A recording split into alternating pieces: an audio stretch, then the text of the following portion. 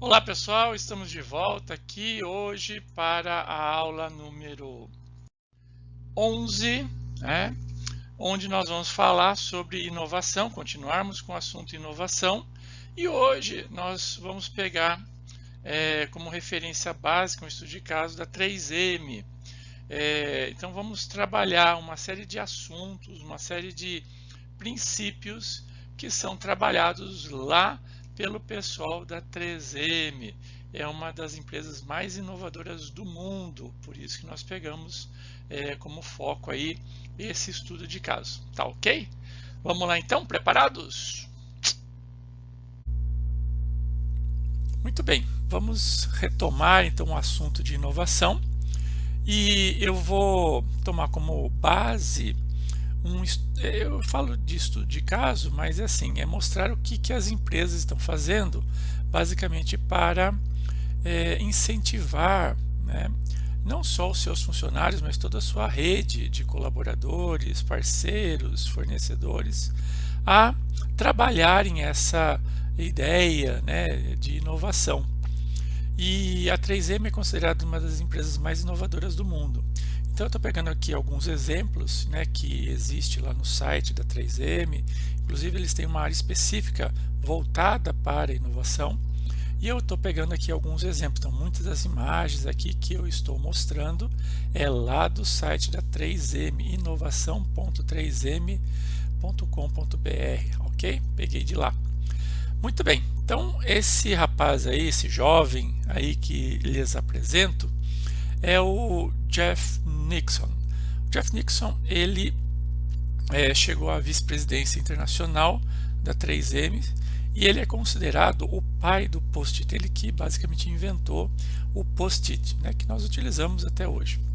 E ele tem uma frase fantástica que ele fala o seguinte, que inovação é transformar conhecimento em dinheiro.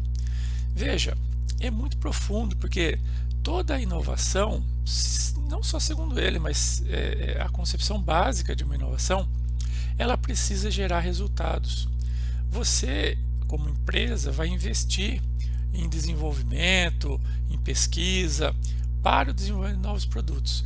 E isso custa, né? Como é que eu vou reverter, ou seja, como é que eu vou pagar esses investimentos?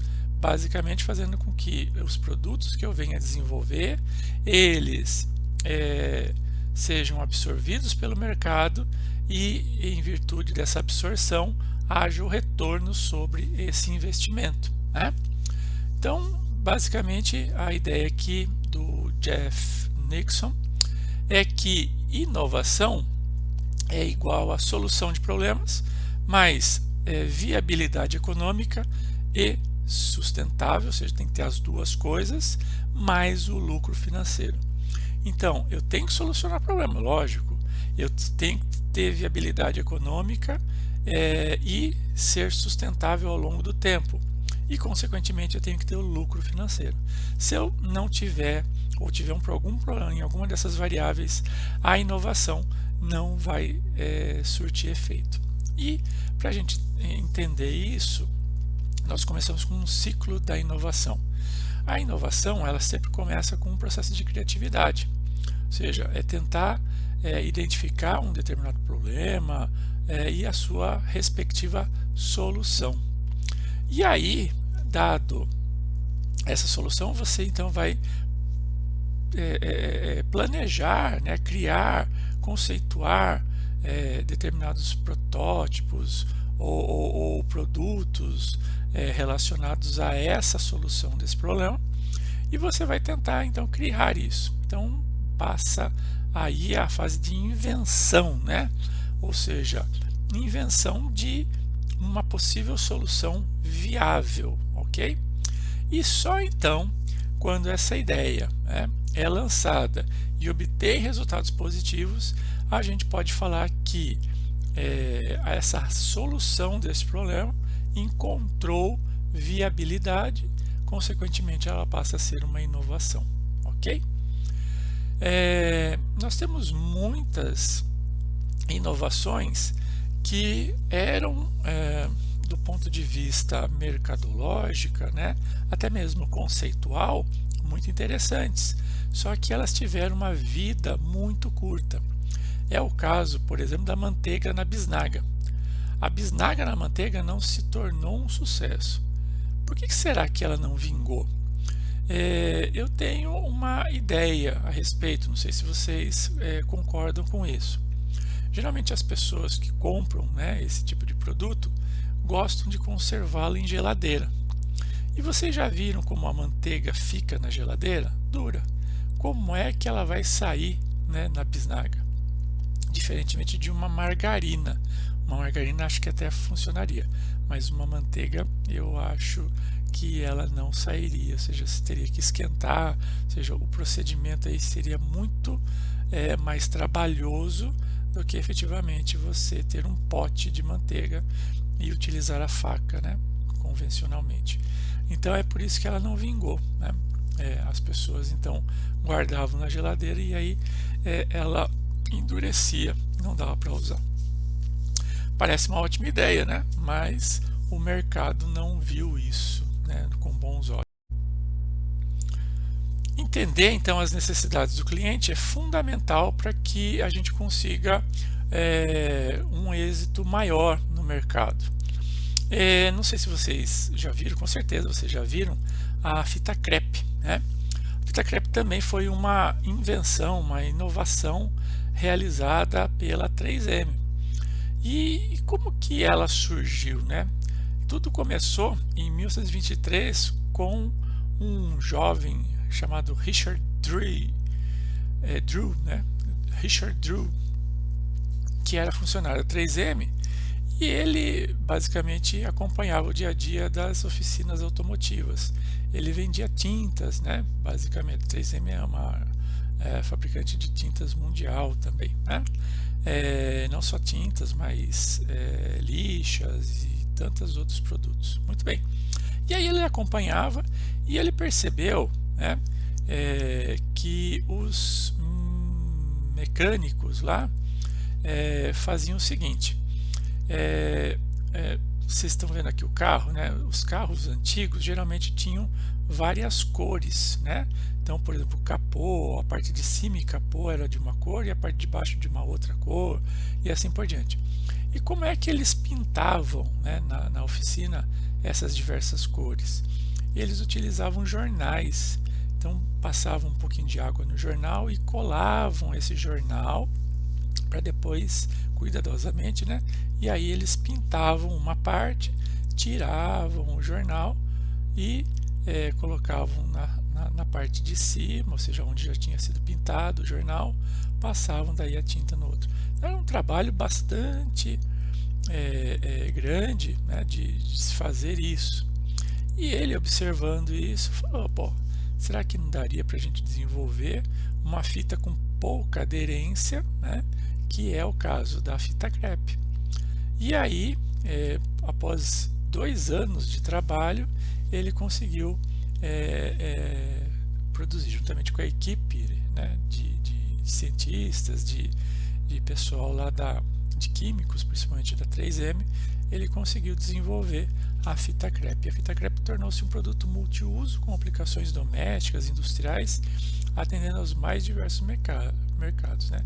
Então vocês viram, a partir de uma necessidade que ele observou do cliente, né, dos clientes que ele tinha, ele então desenvolveu uma solução, e essa solução foi uma explosão no mercado, né, e ainda é até hoje. Mas por que é tão importante inovar, né, para uma empresa? Existem várias razões, vou citar aqui algumas delas, né? A primeira é a satisfação e fidelização de clientes. Quanto mais satisfeito, né, quanto mais você satisfazer, vamos falar assim, as necessidades de um cliente, maior vai ser a aderência desse cliente, maior vai ser a fidelização do mesmo. Uma outra razão é que, se você inova, você vai estar sempre à frente dos seus concorrentes. Consequentemente, você vai obter maiores retornos e a vantagem competitiva vai ser inerente aí, porque você vai lançar sempre produtos que a sua base de concorrência não tem. Então você consegue ali uma vantagem competitiva diante dos seus concorrentes. E isso lhe traz liderança de mercado, né?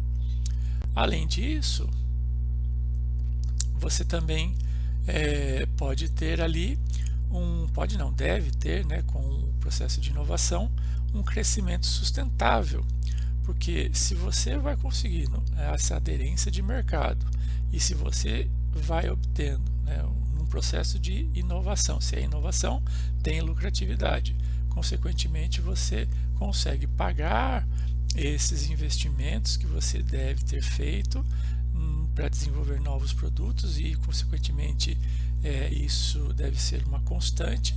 Então você tem então uma sustentabilidade, a venda dos seus produtos, a lucratividade sustentam esse desenvolvimento constante e se torna aí então um círculo virtuoso, né, onde você tem um crescimento constante. Consequentemente, isso fortalece a marca e motiva cada vez mais as equipes. E essa motivação é transmitida não só para os integrantes da equipe, mas também externamente. E aí você tem como feedback, né, ou seja, como retorno, uma possibilidade de atração de novos talentos. As pessoas se sentem atraídas em trabalhar em empresas que tenham, né, um crescimento sustentável e a sua marca fortalecida. Tá? E existe um risco de não inovar. O risco de não inovar é muito maior do que o risco de inovar e não dar certo. O risco de não inovar pode significar a sua saída do mercado. Não sei se vocês se lembram, né? Essa aqui é uma máquina de escrever, né? Manual, né? Máquina de escrever manual. Há muito tempo atrás existia isso, ainda existe, mas não é muito utilizado hoje em dia, né? E não sei se vocês se lembram disso, né? Vocês já viram isso, mas ela já caiu em desuso. Mas se as empresas que fabricassem esse produto tivessem se antecipado às tendências, quem sabe não teriam desenvolvido outros produtos, né? O computador ele veio e substituiu, o computador e a impressora substituíram a máquina de escrever. Eu me lembro que meu tio ele comprou uma máquina elétrica de escrever e ela podia ser ligada diretamente no computador. Então ele digitava no computador, num editor de texto, e aí apertava um botão, esse texto era transmitido para essa, no caso, máquina de escrever, e aí as cartas, os documentos eram escritos, né, rapidamente. Então era uma forma, né, as empresas, né, como a Hamilton, foi uma forma de tentar inovar, mas as impressoras e o computador pessoal aí não realmente fizeram aí uma inovação radical, né? Ou seja, mudaram realmente o pano de fundo do processo de edição de textos. E as principais, quando a gente observa essas mudanças, né, a gente tem que ter várias perspectivas e observar de uma maneira mais macro possível. E se a gente observar hoje as principais transformações que a sociedade vem passando, nós podemos identificar aí principalmente 4 grandes transformações: as tecnológicas, novos materiais, o processo de virtualização, mobilidade e tantas outras transformações. Em termos mercadológicos, né, tendências de consumo, novos modelos de negócio. Em termos demográficos, né, famílias menores, mais escolaridade, maior renda, maior expectativa de vida. Sociocultural, o papel da mulher na sociedade, os casais homoafetivos, a preocupação com a segurança, o culto ao corpo, a preocupação com a saúde e muitas outras. Vejam que esse rol, né, de transformações da sociedade nos traz novos paradigmas, novas formas de ver as coisas e efetivamente desenvolver novos produtos e serviços, né, destinados a essas pessoas que estão objetivando essas transformações. Então, a gente tem que estar muito atento a essas transformações para que, ao desenvolvermos novos produtos e serviços, ao inovarmos, né, tenhamos consciência de que estamos indo para um caminho adequado, né? Veja só o que aconteceu com a maior empresa, né, de filmes fotográficos do mundo. Não sei se vocês sabem, né, mas a máquina fotográfica digital foi desenvolvida nos laboratórios da maior empresa desenvolvedora de filmes, né, que é a Kodak. Só que eles não souberam, né, como trabalhar aquela invenção, aquela inovação ali, e o produto deles foi parar numa concorrente, né, que era a Sony, e a Sony soube como trabalhar esse produto e foi um sucesso, né, levando à falência, né, da Kodak, né, pelo menos a empresa de filmes, né, da Kodak. A inovação ela deve ser considerada, portanto, como uma estratégia para as empresas e estratégia de mercado, estratégia de negócio. E para tanto, né, nós temos que trabalhar alguns aspectos. Só para vocês terem uma ideia, quão grandes são os aspectos a serem trabalhados, a 3M é uma grande corporação e olha só alguns indicadores. A empresa, né, ela tem mais de 8.500 cientistas no mundo, 85 laboratórios de pesquisa e desenvolvimento e mais de 40 centros técnicos. São 46 plataformas tecnológicas, um investimento de 5,7% das vendas em pesquisa e desenvolvimento. É assim uma quantia enorme, né? Só que veja o que acontece. Eles definem que 40% das vendas da companhia devem ser geradas por novos produtos. Então veja, se eles definem como estratégia esse processo, seja um processo de inovação constante, né, é lógico que eu tenho que destinar receita, eu tenho que criar condições, eu tenho que atrair talentos para que efetivamente isso aconteça, né? Então essa postura, né, da 3M deveria pelo menos ser a postura da maioria das empresas hoje em dia, né? E vocês veem que as empresas que se sobressaem é porque efetivamente tem essa indicação, essa estratégia já inerente ao processo. E toda empresa, né, ela basicamente tem como base as pessoas que ali trabalham, os colaboradores, né?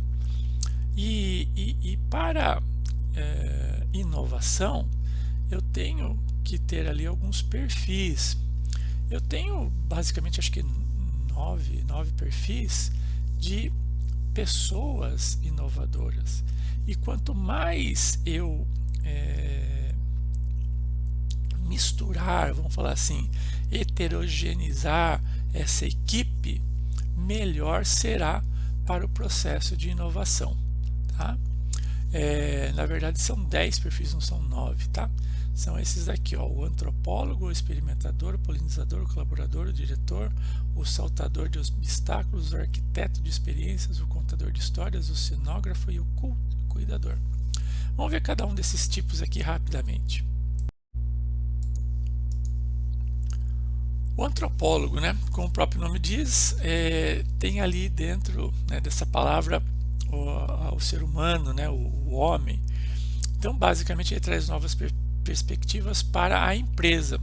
onde ele vai observar o comportamento humano e suas experiências, compreendendo as interações físicas e emocionais entre pessoas, produtos e serviços. Então ele vai observar como que é essa interação entre as pessoas e como que ele pode ajudar nesse processo. Já o experimentador, ele basicamente vai testar ideias. Então ele desenha protótipo e testa ideias, modelos e configurações de forma permanente para solucionar problemas.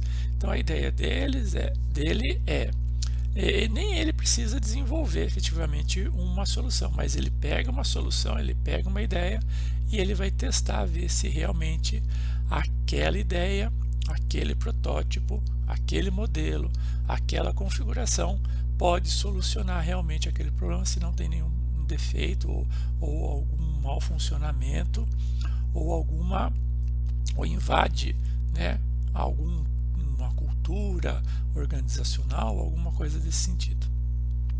Já o polinizador, ele busca inspiração em outros processos e modelos, em outros mercados, áreas de conhecimento ou cultura, cruzando ideias e adaptando soluções.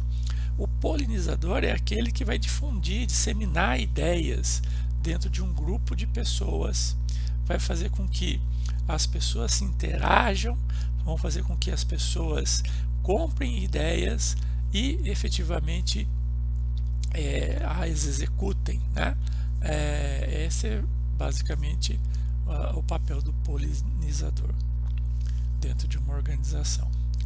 Já o colaborador é aquele que vai gerar um conjunto de conexões para o grupo, ajudando a montar redes com diversidade de pensamento, estimulando a troca coletiva e inspirando confiança.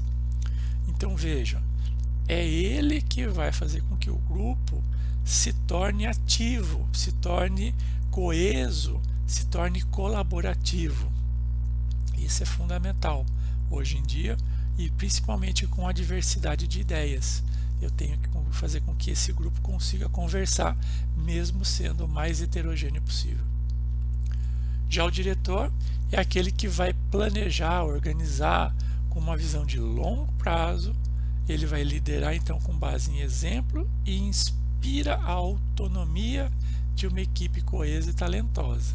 A autonomia é fundamental para a equipe e é ele que vai, o diretor, né, como figura, é ele que vai fazer com que essa equipe consiga tocar, né, vamos falar assim, pensando numa orquestra, né, vai fazer com que essa equipe consiga tocar cada um o seu instrumento, mas de uma maneira coesa e harmônica, né?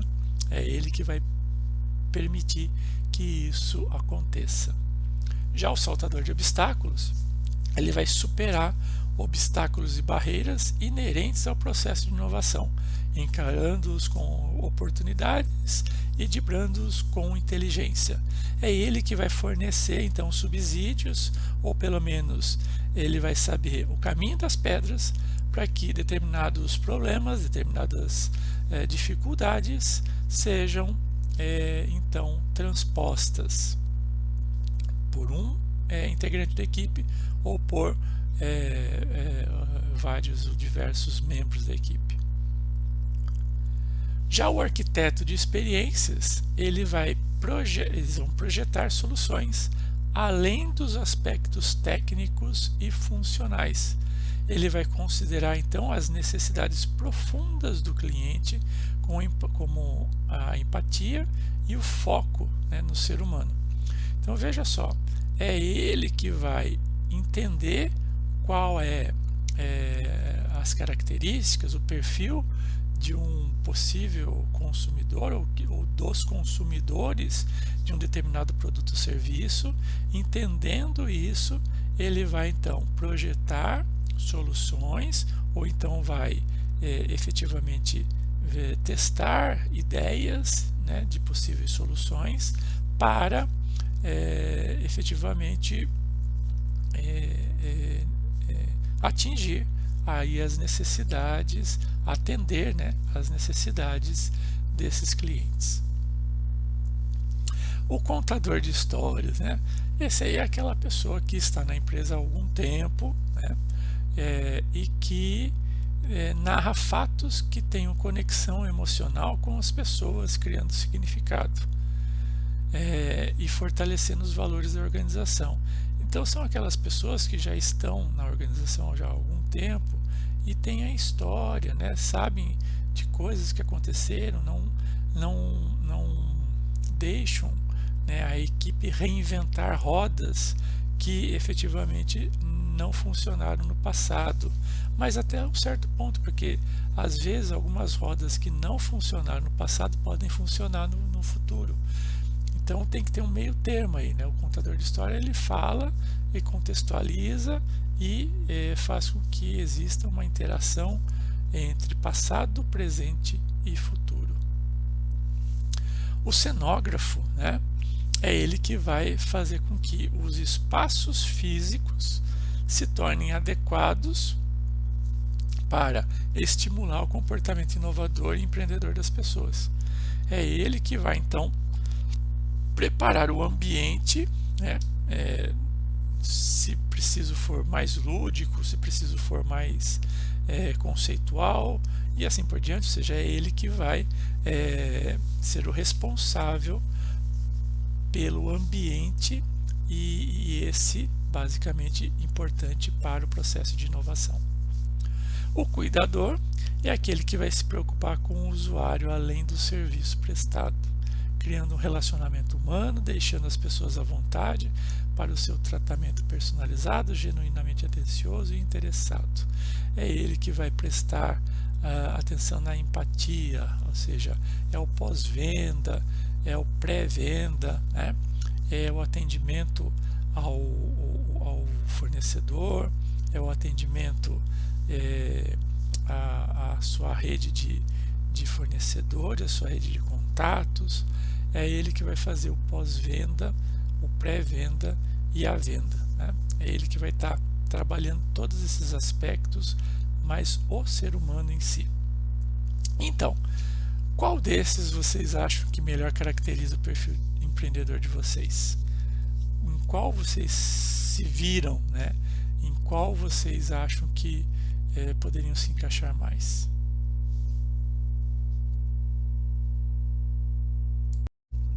Penso que é muito difícil a gente se encaixar em um perfil apenas.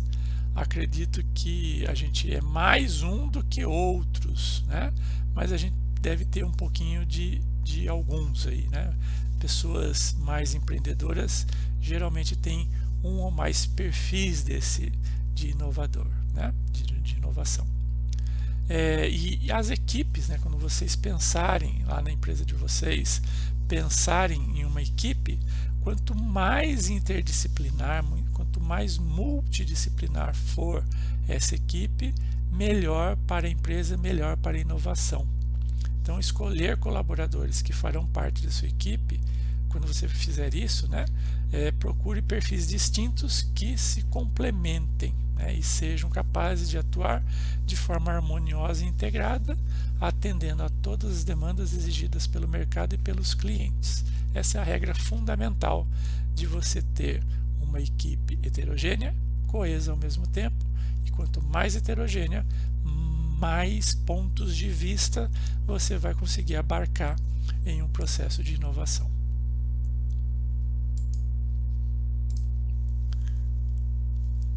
Os tipos de inovação nós já vimos na aula retrasada, né? Vamos só recordar rapidamente aqui. Eu tenho inovação de produtos, eu tenho inovação de serviços, eu posso ter também inovação de processos, inovação de marketing, inovação organizacional e inovação de modelo de negócio. Mais do que a gente identificar um modelo, um processo, um tipo de inovação, é fundamental a gente saber se uma determinada alteração, alguma proposta é uma inovação ou não, tá? E geralmente uma inovação ela pode ser caracterizada por vários tipos. Ela é mais alguma coisa, mas também tem aspectos de outros tipos de inovação, tá? Mas o mais importante é saber o que é e o que não é inovação. Muito bem. Para tanto, então, ou seja, essa foi a primeira parte para entendendo o que é inovação, a equipe, etc. E para que você consiga desenvolver essa equipe, esses processos, é fundamental que você prepare o ambiente da sua empresa para o processo de inovação. E para tanto, né, você pode então estimular o empreendedorismo dentro da sua empresa. E como que você estimula o empreendedorismo? Você estimula as pessoas a inovarem? Basicamente, fazendo isso. O líder, ele direciona estratégias da organização, estabelecendo prioridades e sendo o exemplo, né? Mais do que falar o que fazer, você deve fazer. A motivação, ela vem muito mais pela sua atitude do que efetivamente pelas suas palavras, pelo seu dizer. Muito mais por um reconhecimento de ação do que efetivamente por um reconhecimento de dever fazer ou alguma coisa assim, tá? Frases como essa: adorei a iniciativa, desenvolva o raciocínio, me mostre quando você estiver pronto. Ou seja, esse incentivo é muito necessário. Os valores, né, dentro de uma empresa inovadora, elas fazem parte então da personalidade não só do líder, mas de toda a organização, ou seja, um conjunto de valores que ali ficam impregnados. E falando em líderes, eu trouxe aqui para vocês 3 exemplos de líderes na história da administração, na história do desenvolvimento. O primeiro deles é Henry Ford. Henry Ford, ele foi o fundador da Ford Motor Company.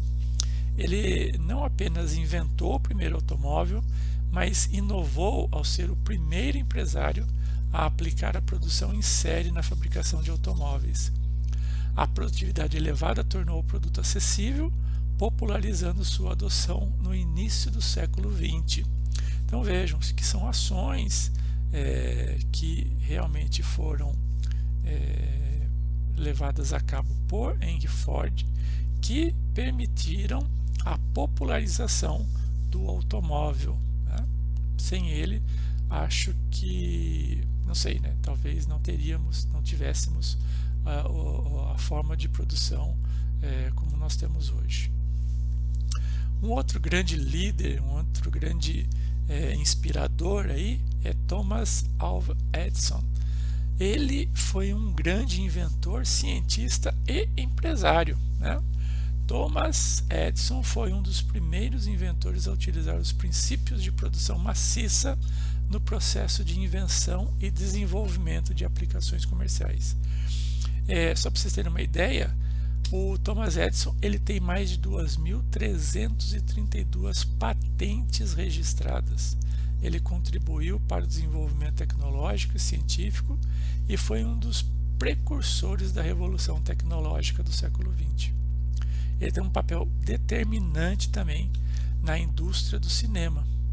Entre suas invenções estão, né, como vocês já devem ter pensado aí, a lâmpada elétrica. Mas não foi só a lâmpada que ele inventou. Ele também inventou o gramofone, o cinescópio, o ditafone, o microfone de grânulos, né, de carvão, que foi utilizado para o telefone. Então vejam, e isso só para falar algumas das mais importantes que efetivamente Thomas Edison fez. Então ele foi um grande inventor do século, ele que foi um grande motivador da revolução tecnológica do século XX. Um outro que não poderia deixar de ser citado aqui é o Richard Branson. O Richard Branson ele é fundador de um grupo, né, um grande grupo empresarial chamado Virgin. é um dos investidores mais visionários do mundo, com negócios no ramo distintos como música, aviação, vestuário, biocombustível e viagens aeroespaciais. Atualmente, Branson dedica-se à pesquisa pela redução do aquecimento global. Então vejam, é um visionário que está também pensando no processo de sustentabilidade, né? Ou seja, não é só desenvolver novos produtos, serviços, mas a sustentabilidade é fundamental para que a invenção possa coexistir e fazer com que exista uma permanência do processo ao longo prazo, né? Algumas atitudes, então, se você pegar esses 3 líderes e muitos outros líderes visionários e inovadores, você vai ver que algumas características eles têm em comum. A primeira delas é questionar permanentemente o status quo, ou seja, será que essa realmente é a forma de se fazer? Será que estamos no caminho certo? Criar uma visão inspiradora para a empresa, começando pelo seu departamento, também é fundamental, de cima para baixo, né? São ações de cima para baixo que efetivamente estimulam e mudam a cultura organizacional.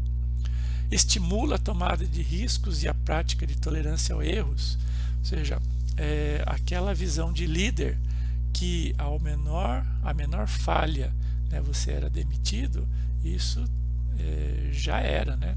A gente vê que os principais líderes, eles não só toleram a falha, como também incentivam as pessoas não a falharem, né? Mas se falharem, aprenderem com a falha.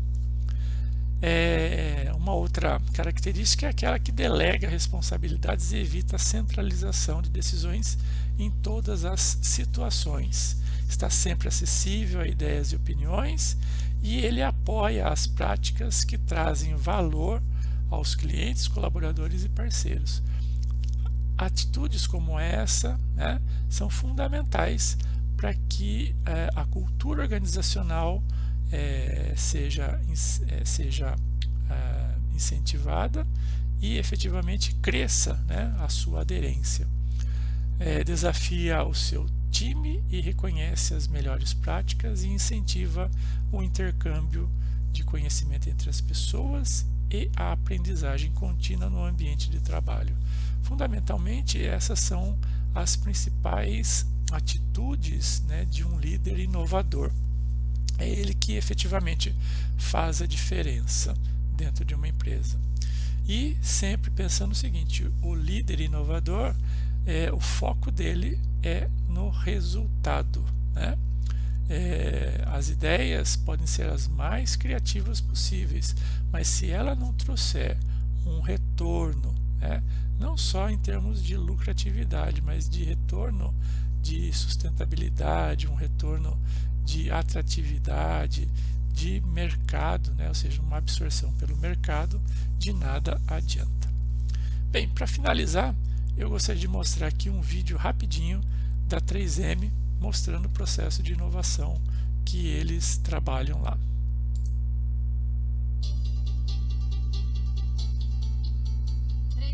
Eleita a empresa mais inovadora.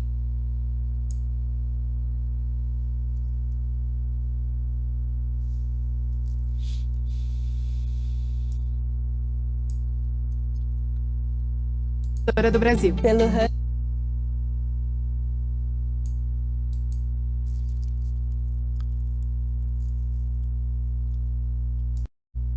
Eu gostaria agora de mostrar um vídeo da 3M, né, que mostra como que eles trabalham, os colaboradores entendem o processo de inovação lá na empresa. Dá uma olhadinha. 3M, eleita a empresa mais inovadora do Brasil. Pelo ranking Best Innovator da revista Época Negócios e pelo Prêmio Nacional de Inovação da CNI, Confederação Nacional da Indústria. E sabe por quê? Porque a inovação está no nosso DNA, faz parte do nosso dia a dia, a gente ama de paixão o que a gente faz. O modelo de negócio de inovação não aconteceria se as pessoas não tivessem um skill apropriado.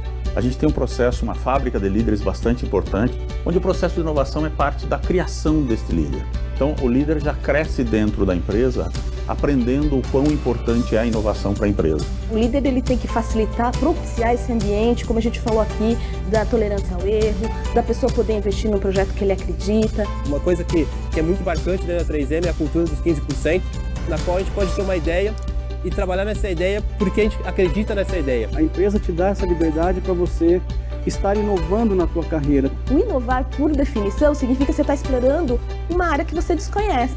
E isso automaticamente remete a um possível erro. Por isso, assim, a empresa ela entende que isso pode acontecer e ela incentiva. Porque o erro te ensina também, ou às vezes até mais, do que fazer ou não fazer. As pessoas têm muita liberdade, muita autonomia, muita abertura para criar e buscar sempre o novo. É muito bom ter liberdade para inovar. Eu trabalho feliz e eu com certeza faço parte da inovação. Inovar é o nosso negócio. Eu trabalho para isso. A gente inova para você. Eu tenho orgulho. Eu tenho orgulho. Eu tenho muito orgulho. Eu sou 3M. Eu sou inovação. Eu sou inovação. Eu sou a inovação. Nós somos inovação. Você e eu somos 3M. Você e eu somos inovação. Vocês viram que as pessoas, né, que participam desse vídeo aí são funcionários da 3M e falam realmente com muita alegria, muita felicidade ali de fazer parte dessa equipe. E tudo isso que eles falaram aqui no vídeo nós vamos ver então na próxima aula um pouco mais a respeito de inovação e como produzir efetivamente algumas características, alguns processos internos dentro da empresa para se conseguir a inovação. É isso aí, pessoal. Com isso finalizamos a aula número 11 sobre inovação, esse estudo de caso sobre a 3M. Continuamos na próxima aula, na aula 12, falando ainda sobre inovação. Até lá, tchau!